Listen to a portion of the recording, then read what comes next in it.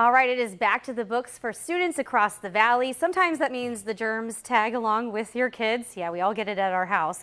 And as we get into our routines at home, we're going to bring in our local pediatrician now, Dr.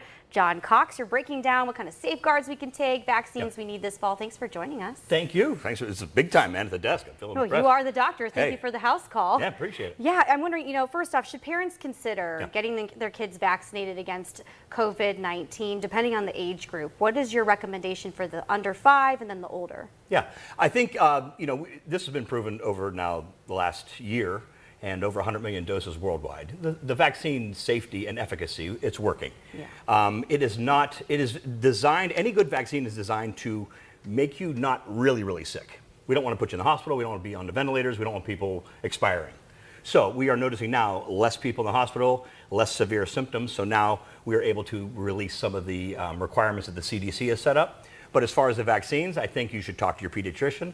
I think that it is recommended and not mandatory, which it should not be mandatory, but everybody should get good information. Right now, it's safe and it is protecting people, especially from the long-term COVID effects. Okay. So I think for the little people, if you're going to be exposed, you have kids that have some immune issues, you have kids that have underlying health issues, those kids absolutely should be immunized. And in immunizations, we've been doing these for 90 plus years. So these things are effective tools to help decrease the spread. Now, what about the COVID-19 vaccine in conjunction with the flu shot? Can you get them at the same time? And should you get the flu shot this year? Because there's a new article from NBC News out today saying that some kids need 2 doses of the flu vaccine. Anybody the first time in life you ever get a flu vaccine, 6 months and up, you're eligible. But you get 2 doses. You get 1, and then 30 days later, the second half. Then after that, it's once a year for the flu vaccine. We usually study Australia first because their flu season is ahead of ours. Their flu numbers were enormous this year. Oh, no. So it looks like we may have a big flu season. The way it looks right now, see, normal pediatric crazy time is October to May. That's usually when we used to see a lot of sick kids because schools will be back in session. The last couple of years, it's been pediatric crazy time 24/7, every day. So now we're going to see, I think, more normal school time. School gets in, regular viruses, regular colds. We're going to see more of those this year. More fevers, more germs. Sure. Even if we have the hand sanitizer, it's not enough.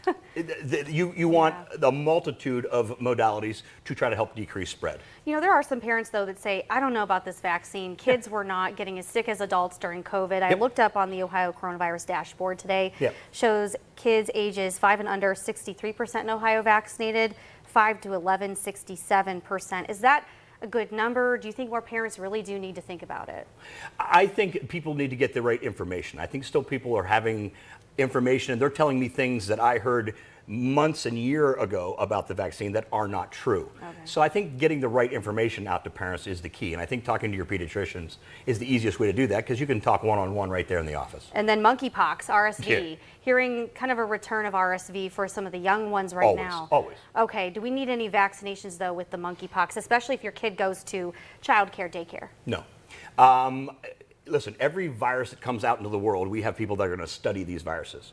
And that's their job, to make sure they don't go any further.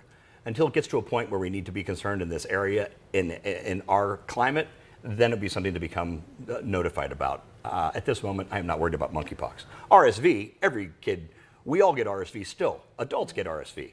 It's just that little babies can sometimes be very susceptible to RSV. RSV just kicks the little kids' butts when they're little because they can't clear out secretions. They don't know how to blow their nose, so there's a lot of mucus for these little kids. Yeah, that's scary. There's no vaccine for that. But you want to do what you do with every cold.